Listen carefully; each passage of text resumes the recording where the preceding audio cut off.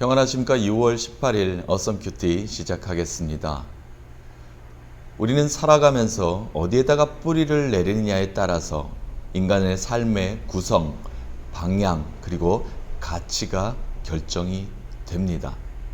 황량한 사막에 뿌리를 내리고 사는 식물인지 아니면은 쉴만한 물가에 아름다운 영양을 공급받을 수 있는 곳에 뿌리를 내리고 사느냐에 따라서 그 열매의 가치는 달라지게 됩니다.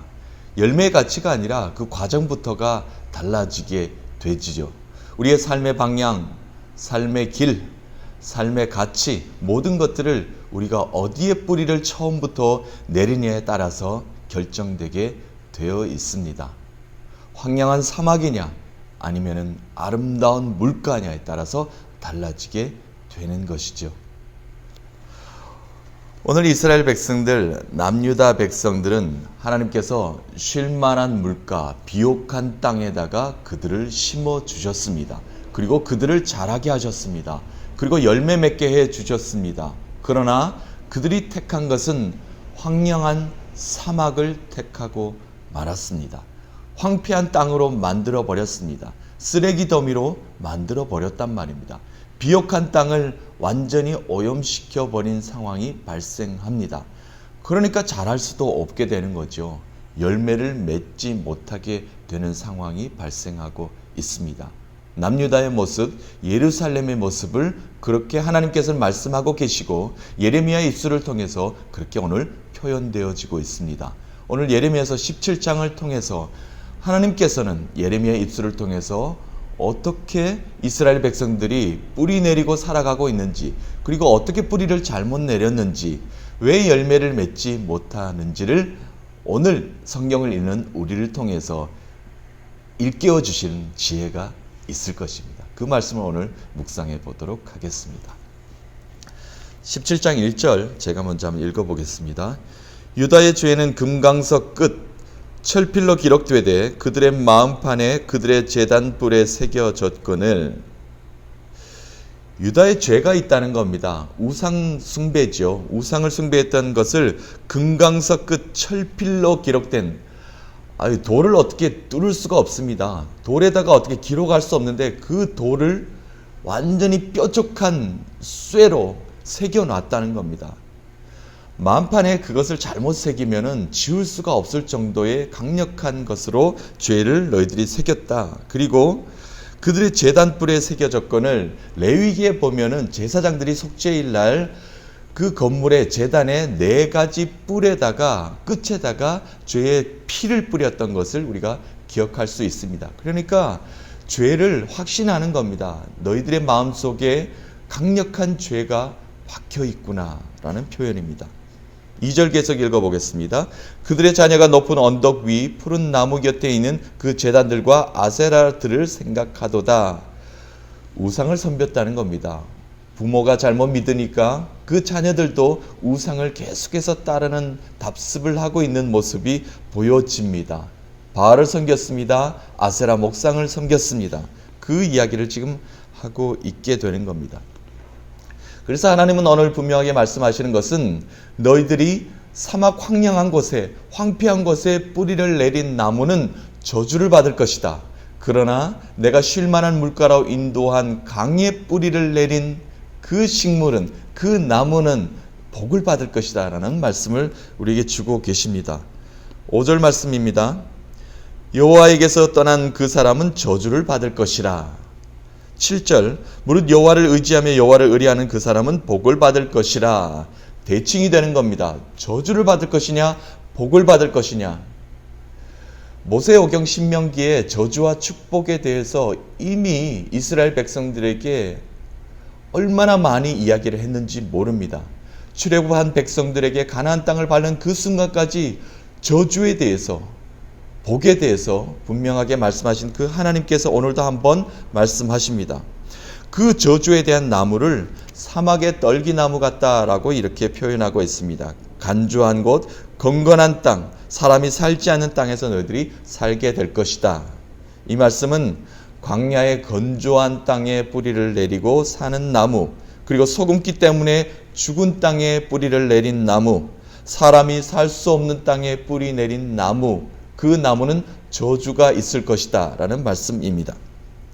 그러나 8절 말씀에 그는 물가에 심겨진 나무, 복을 받는 이제 나무를 비교해서 말씀하십니다. 그 뿌리를 강변에 뻗치고 더위가 올지라도 두려워하지 아니하며 그 잎이 청청하며 가무는 해에도 걱정이 없고 결실이 그치지 아니함 같으리라. 뿌리가 강변으로 뻗어져 있어야 됩니다. 영양분을 공급받아야 되죠. 나무가 잘 자라려면 물을 공급받아야 됩니다. 그래서 뿌리가 어디로요?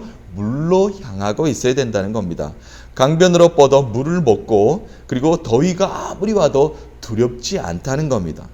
잎이 나단히 청청하게 되며 결실이 그침이 없게 될 것이다. 열매 맺을 수 있다는 겁니다. 올해도 열매 맺고 내년에 또 열매 맺고 그 다음에는 열매가 주렁주렁 맺힐 것이다 라는 말씀을 우리에게 주고 계십니다. 에스겔서 47장에 보니까 성전에서 흘러나오는 성전의 뿌리를 내린 그 물은 굽이굽이 강을 흘러 저 바다를 변화시킬 정도로 강력한 에너지, 힘이 있다. 그리고 하나님의 축복이 있다라는 말씀을 우리에게 보여주셨죠. 에스겔서 47장 보도록 하겠습니다. 12절 보겠습니다.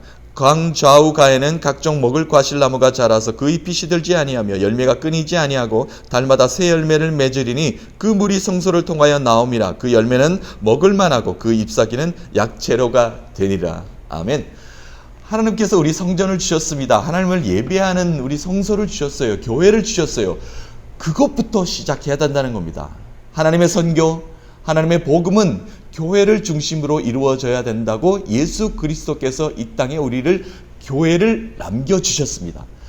다시 오실 때 예수 그리스도는 교회를 통하여 그리스도의 복음이 이 땅에 전파된 사실을 하나님께 찬양하며 하나님께 영광 돌릴 수 있는 우리 그리스도 백성들을 하나님께서는 찾으실 것입니다. 성전을 통하여 흘러나오는 그 물이 굽이굽이 많은 생물들을 변화시키고 열매 맺게 하는 그 모습을 에스겔서를 통해서 우리에게 보여주고 계십니다. 예레미야서 오늘 마지막 부분에 17장 마지막 부분에 보니까 우리의 모든 것들을 감찰하시는 여호와 하나님의 모습이 그려지고 있습니다. 우리의 모든 것들을 감찰하시는 하나님. 오늘 9절, 10절 제가 한번 마지막으로 읽어보겠습니다. 만물보다 거짓되고 심히 부패한 것은 마음이라. 누가 능히 이를 알려마는. 나 여호와는 심장을 살피며 폐부를 시험하고 각각 그의 행위와 그의 행실대로 보응하나니. 우리의 마음을 감찰하시는 하나님이라고 말씀하십니다. 우리의 죄가 마음밭에 새겨졌다는 것. 겉은 멀쩡할 수 있습니다. 우리는 외모로 하나님께서 판단하는 것이 아니라 우리의 중심을 보십니다. 우리의 마음밭에 죄가 쓰여져 있는지 그것을 보시겠다는 말씀을 하고 계십니다. 세상 사람들은 그것을 모를 수 있습니다. 그러나 나 여호와는 너희들의 심장까지 꿰뚫어 볼 것이다 라는 말씀을 주고 계십니다. 열길 물속은 알아도 한길 사람 속은 모른다는 우리 속담이 있지요. 그러나 하나님의 심장, 하나님의 근원을 우리를 꿰뚫어 보십니다. 우리의 마음속을 꿰뚫어 보시는 그 하나님이시라는 말씀입니다. 하나님은 우리의 마음을 아십니다. 우리의 생각이 무엇인지, 우리가 어느 길로 걷고 있는지, 우리가 무엇을 판단하고 있는지, 우리의 목적과 목표가 무엇인지 하나님은 분명히 아십니다. 우리의 마음이 무엇을 생각하고 있는지는 하나님이 아시다는 것입니다. 세상의 많은 것들을 속일 수는 있습니다. 그러나 절대 하나님은 속일 수 없습니다. 그 하나님께서 우리의 마음을 감찰하고 계시기 때문에 그렇습니다. 잠언서 한번 보겠습니다. 16장 2절 말씀이에요. 사람의 행위가 자기보다는 모두 깨끗하여도 여호와는 심령을 감찰하시느니라. 아멘. 21장 잠언서 2절에도 똑같은 말씀이 우리에게 전달되고 있습니다. 여호와는 심령을 감찰하십니다. 사랑하는 믿음의 지체 여러분, 우리는 하나님을 의지하십시다. 하나님께 깊이 뿌리 내리시는 저와 여러분이 되었으면 좋겠습니다. 그래서 하나님께 주시는 그 무한한 축복을 오늘도 샘솟는 기쁨으로 받아야 됩니다. 자라나야 됩니다. 열매 맺기까지 하나님께서 주시는 그 축복을 우리가 이 땅에 누리며 살아야 됩니다. 어떻게 해야 됩니까?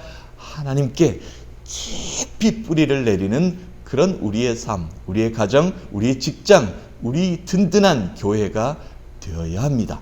그래야 하나님께서 주시는 축복을 누릴 수가 있습니다. 시편 1편 말씀 오늘 읽고 여러분과 묵상을 마무리하도록 하겠습니다. 복이 있는 사람은 어떤 사람인가? 그리고 복이 없는 사람은 어떻게 되는지를 시편 1편 말씀 마지막으로 묵상하면서 오늘 말씀 마치도록 하겠습니다. 복 있는 사람은 악인의 꾀를 따르지 아니하며 죄인의 길에 서지 아니하며 오만한 자의 자리에 앉지 아니하고 오직 여호와의 율법을 즐거워하여 그의 율법을 주야로 묵상하는도다. 그는 시냇가에 심은 나무가 철을 따라 열매를 맺으며 그 잎사귀가 마르지 아니함 같으니 그가 하는 모든 일이 다 형통하리로다. 악인은 그렇지 아니하며 오직 바람에 나는 겨와 같도다. 그러므로 악인들은 심판을 견디지 못하며 죄인들이 의인들의 모임에 들지 못하리로다. 무릇 의인들의 길은 여호와께서 인정하시나 악인들의 길은 망하리로다. 아멘. 시냇가에 심은 나무가 철을 따라 열매를 맺으며 그 잎사귀가 마르지 아니함 같으니 그가 하는 모든 일은 다 형통하리라는 오늘 우리에게 새 힘의 말씀을 주셨습니다. 그렇습니다. 오늘도 하나님이 우리와 함께 하십니다. 그 새 힘을 가지고 늘 푸른 잎사귀처럼 하나님께서 주시는 영양 공급받아서 하나님을 마음껏 찬양하시는 여러분 되시기를 간절히 축복합니다. 살아계신 하나님은 오늘도 우리와 함께 하십니다.